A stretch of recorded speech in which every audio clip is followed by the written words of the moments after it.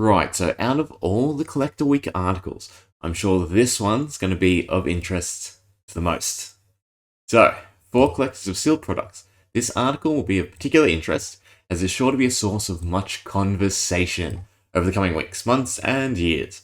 Data speaks for itself. However, it's advised to consider this data in the context that a number is only big or small relative to the size of the flesh and blood player, collector, and fan base, because this is something to understand. Obviously, the appearance or speculation around the collector base was blown out of proportion and led to these print runs. But it's since been dialed back, and we have a more core consensus of people who actually play the game, and a smaller influx of collectors coming back to the game. But there are a few interesting things that we're going to look at with this little table of data, but there is something more exact to understand. For one, there is not necessarily any big new information presented here. Obviously, we don't have any of the print sizes for Uprising, Dynasty, or Outsiders yet. We only have the History 1 for the moment, and not the French...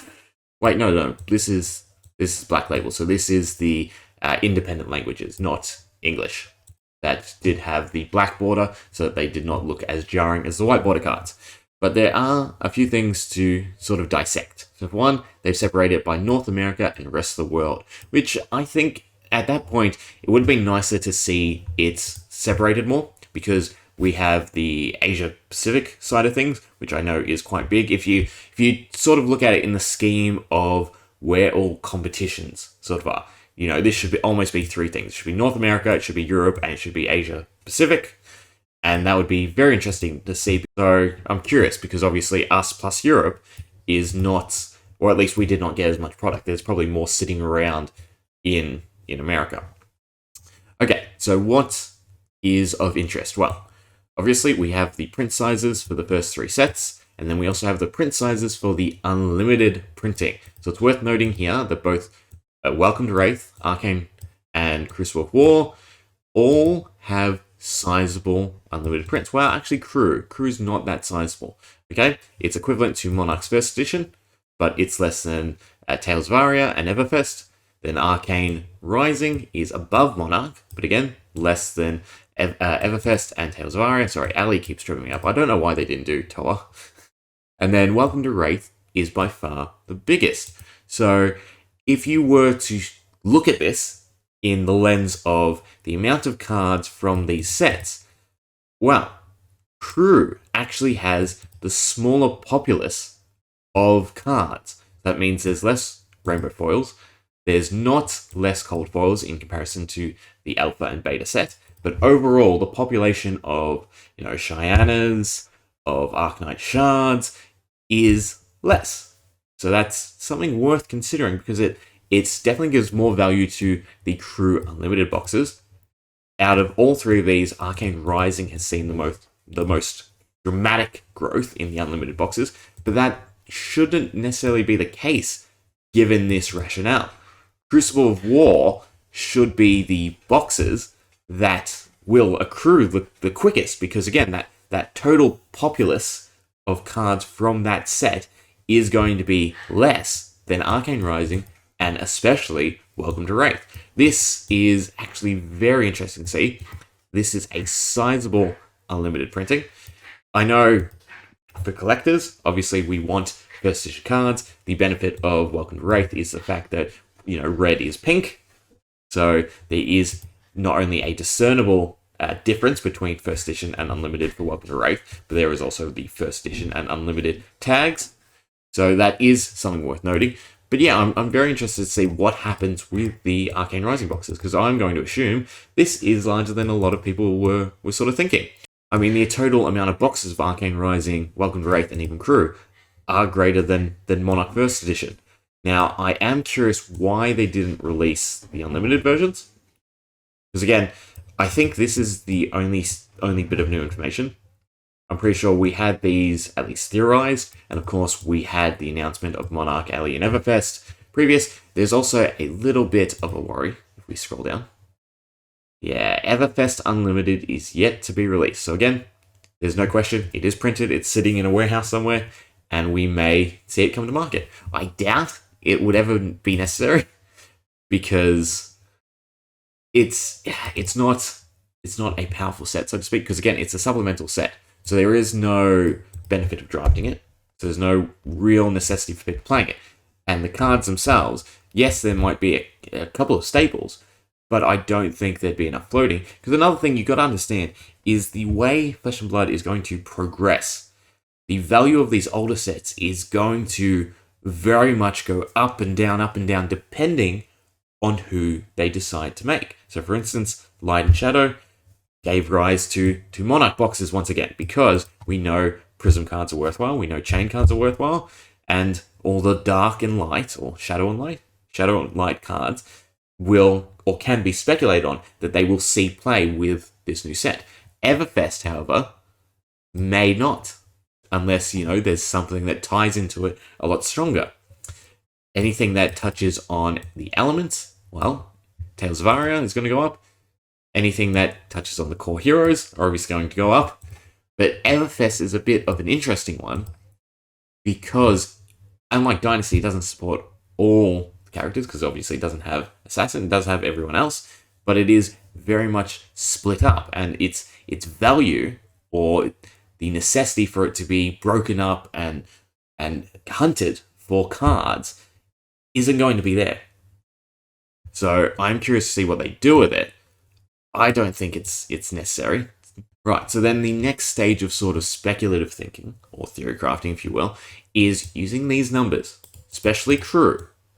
We can sort of theorize on the unlimited printings of these sets. Because again, they didn't realize that they had made this error until after.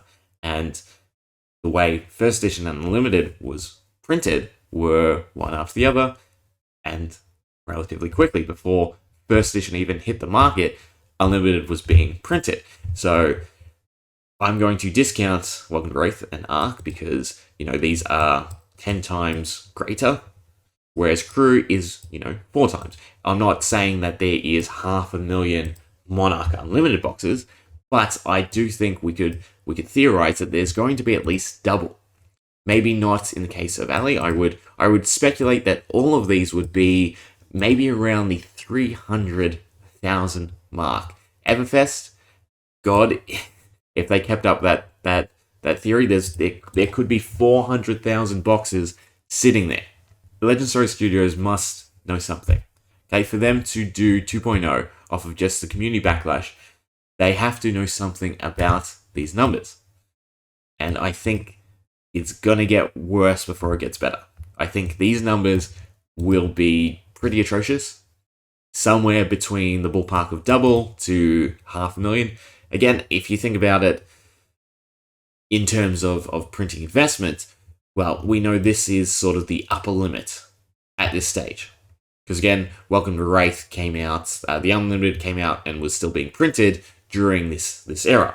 So I don't think they did many reprints, especially not of Tales or Everfest, but Monarch, they would have sought some, I would assume, especially because everyone was price gouging and there was this inflated demand that wasn't actually there. So I could see a slip up happening with the Unlimited printing, and there being at least 250,000 to maybe 350,000 boxes of Monarch Unlimited.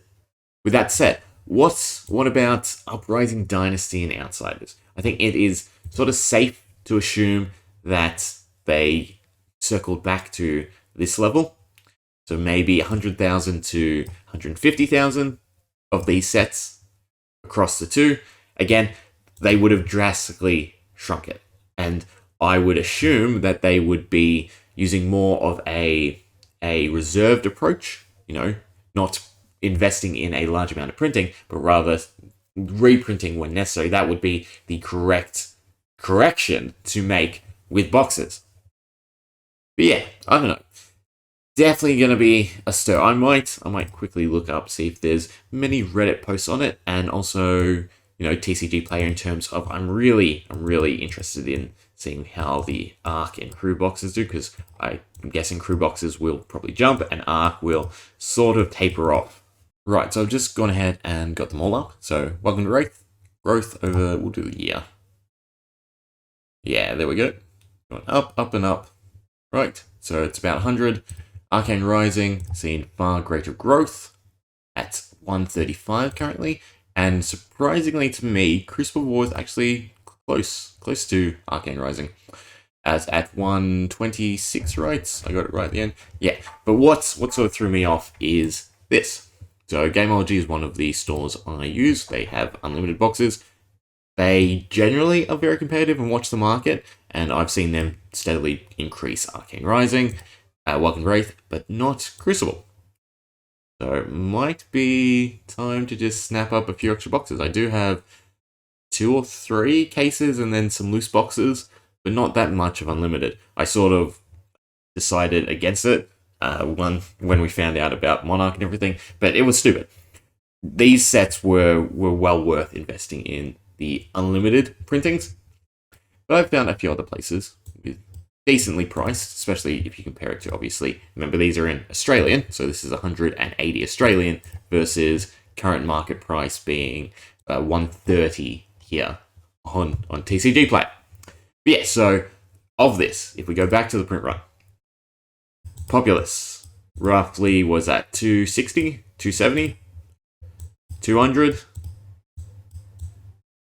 170, okay? So Welcome to Wraith still has by far the greatest, almost 50,000 or more than 50,000, in fact. Yes, far greater than 50,000, more than Arcane Rising, whereas Arcane Rising and Decrew is probably around 30,000 to... I can probably work it out, I'll probably put the numbers. I've got space here, so I can jot them in editing. But yes, so keep an eye on Crew, because it's definitely gonna jump. Well, we're gonna have some fun. They also have booster packs, apparently, in Games World, South Australia. 49, $6 a pop. It's 144 a box, granted. And I highly doubt they're like a LGS, because they're not. They're like a hobby store. Well, not even a hobby store, like a toy store. So I doubt they've sifted through packs and pulled stuff out.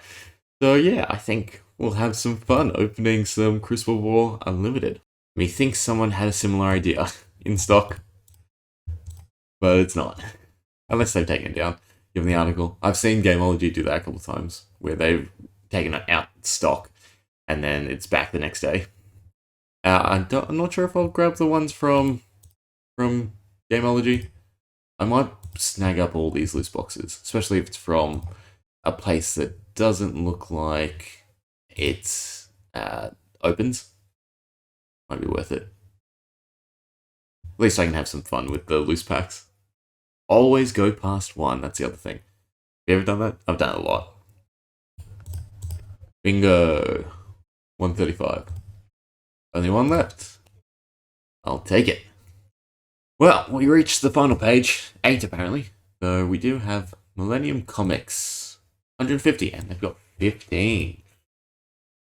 Bit too rich for my blood. I don't think I'll grab 15. I always check out the little store info to make sure they are real and legitimate. Right, I don't know. They're an LGS. Should I pick up singles? Well, it's not singles. Should I pick up loose packs? Maybe.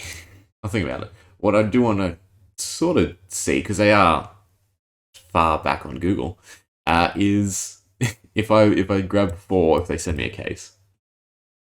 Because if they're still cases, I might. Well, I already got rid of them. I might be tempted in grabbing all of their crew. Well, damn, they have caps still, so you can only get 2 booster displays of each. Well, you can get 4 of crew. Not that they have Arcane Rising booster displays anyway. Or is it a limit on booster packs as well? Booster display booster packs must have 2. Curious. I'm going to try and place an order. Yeah, that's annoying. Order not valid. So I think, judging by that, I can only get 4, 2. These are all loose packs too. We'll see about booster boxes in a second. So I can get 4, 2, and 2 packs. I mean, we'll try lucky dip, I guess. Then we'll see what their cap on boxes are. Displays. I'm guessing it's 1 if I can't plus or minus. Yeah, so if I try to add more to my cart, it's going to say non-valid, right? No? It's letting me. Interesting. Very interesting. Very confusing. I might put this one off and contact them. Because worst thing, I don't want to put an order through if I, can't get my order. Anyway, I should probably stop shopping. Print runs turned into last minute shopping spree, I guess. So yeah.